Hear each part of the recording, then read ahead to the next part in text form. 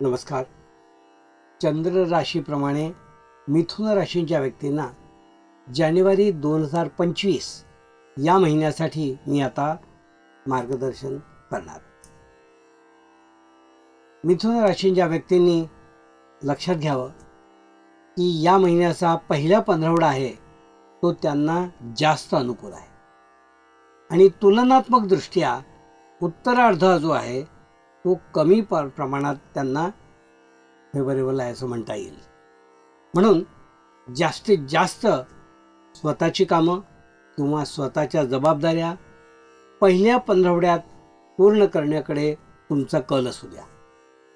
कारण उत्तरार्धामध्ये महिन्याच्या उत्तरार्धात सगळ्या गोष्टीला डिले होणार आहे किंवा आपलं आरोग्य साथ देणार नाही किंवा मन रमणार नाही आहे. म्हणून पूर्वार्धामध्ये जानेवारी महिन्याच्या जास्तीत जास्त कामं जी आपली आहेत ते करून घ्या असा मला या सल्ला या ठिकाणी तुम्हाला द्यायचा.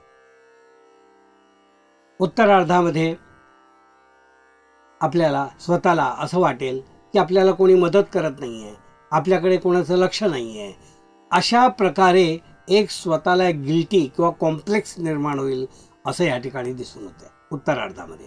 म्हणून उत्तरार्धामध्ये आपण मन उत्साहित ठेवण्याचा प्रयत्न करा किंवा नामस्मरण किंवा चिंतन मनन आपल्या आराध्य देवतेचं हे करा.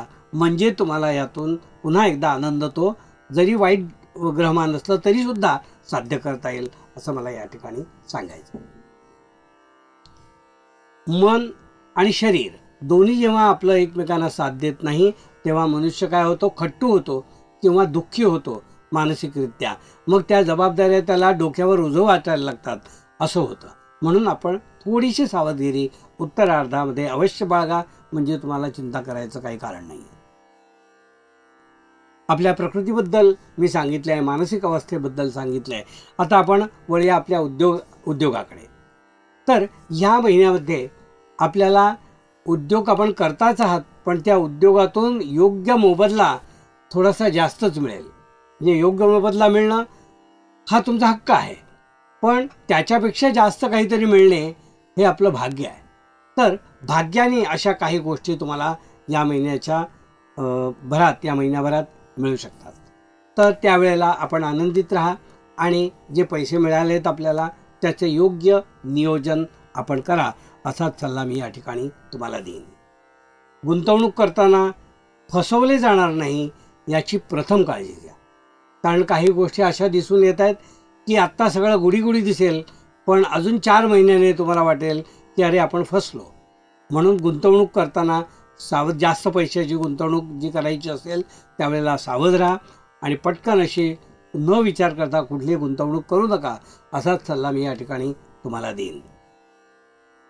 आर्थिक बाबतीत मी सांगितलेलंच आहे की आपल्या भाग्याने आपल्याला उत्तम आवक या महिन्यात दिसून येत आहे आणि त्याचा परिणाम तुम्हाला दिसून येईल. म्हणजे काही वस्तूंची खरेदी करणे, स्वतःसाठी काही वस्तू घ्याव्या किंवा खरेदी कराव्या असं वाटणे, त्याचप्रमाणे काही दागदागिने आपल्याला घ्यावेत असं वाटणे, अशा काही गोष्टी तुम्हाला वाटू शकतात आणि ते अवश्य घ्या.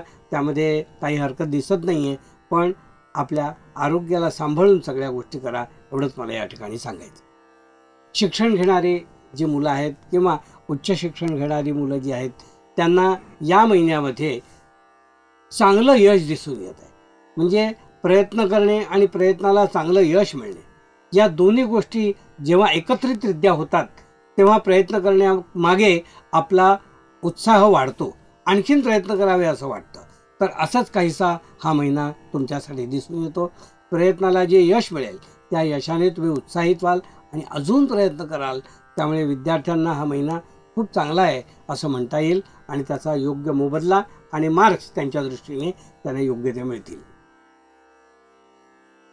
कौटुंबिक बाबतीत जर आपण विचार केला या महिन्यामध्ये तर काही गोष्टी आपल्याला पहिल्या पंधरवड्यात जास्त संयुक्तिकरित्या चांगल्या आहेत असं वाटतं. म्हणजे मित्रमैत्रिणी, गोतावळा, आपले नातेवाईक, मित्रपरिवार यांच्या गाठी काही ना काही कारणानिमित्ताने होत राहतील. म्हणजे काहीतरी निमित्त पण आप्त लोकांच्या स्वकीयांच्या भेटी होणे किंवा आपण स्वतः कोणाच्या भेटीला जाणे किंवा ते लोक आपल्या भेटीला येणे अशा भेटीगाठी जास्त ह्या महिन्याच्या सुरुवातीला होतील असं दिसून येत आहे. आणि त्यामुळे घरात वातावरण चांगलं राहील, उत्साहित राहील आणि मनसुद्धा प्रफुल्लित राहील.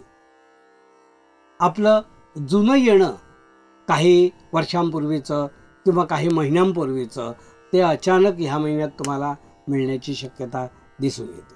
म्हणजे समजा आपल्या वाडवडिलांनी काही तुमच्यासाठी काही एवढी करून ठेवल्या आहेत, उदाहरणार्थ त्या मॅच्युअर झाल्या, माहितीच नव्हतं या महिन्यात होणार, असं काहीतरी तुम्हाला या महिन्यात मिळेल. आणि ते आपलंच आहे, पण ते अचानक मिळाल्यामुळे तो आनंद आणखीन वाढतो, त्या आनंदात भर पडेल असं मला या ठिकाणी सांगायचं. कौटुंबिक बाबतीत जर म्हणाल तर जी अगदी लहान मुलं आहेत, म्हणजे 3 वर्षाची 2 वर्षाची, त्यांच्यात थोडं त्यांच्याकडे जास्त लक्ष द्यावं लागेल तुम्हाला असं दिसत आहे. म्हणजे त्यांच्या काही तक्रारी, त्या सतत येणाऱ्या तक्रारी, त्यामुळे तुम्हाला थोडंसं फोकस त्यांच्यावर करावं लागेल. आणि तो आपण अवश्य करा, कारण योग्य वेळी जर योग्य सल्ला घेतला नाही किंवा उपाययोजना केली नाही तर पुढे गंभीर गोष्टी घडू शकतात. म्हणून त्याकडे मुद्दाम अवश्य तुम्ही लक्ष द्या असं मी या ठिकाणी तुम्हाला सांगेन. आर्थिक बाबतीत मी पूर्वी बोललेलोच आहे आणि आताही सांगतो आहे, अचानक जो काही लाभ होईल त्याचं योग्य नियोजन करा आणि त्याप्रमाणे आपण आपलं पैशाचं प्लॅनिंग जे आहे, फायनान्शियल प्लॅनिंग ज्याला आपण म्हणतो, ते योग्य रीतीने करा. बऱ्याच काळापासून काही गोष्टी आपण आपल्यासाठी, घरच्यासाठी, आपल्या आप्त लोकांसाठी घ्यायच्या ठरवलेल्या असतील, पण त्या आत्ता घ्याव्या का असा विचार मनात येईल उत्तरार्धात, पण त्या घेऊ नका, कारण त्याच्यातून काहीतरी तक्रारी किंवा गैरसमज निर्माण होईल. त्यामुळे नवीन काही खरेदी असेल तर ती ह्या महिन्यातली पुढे ढकला, टाळा किंवा नंतर कधीतरी करता येईल अशी समजूत घाला. असं करून हा महिन्यात तुम्ही नवीन गोष्टी घेणं, वस्तू घेणं घराच्या उपयुक्त टाळा असा सल्ला मी या ठिकाणी देईन. हे होतं मिथुन राशींच्या व्यक्तींना मार्गदर्शन.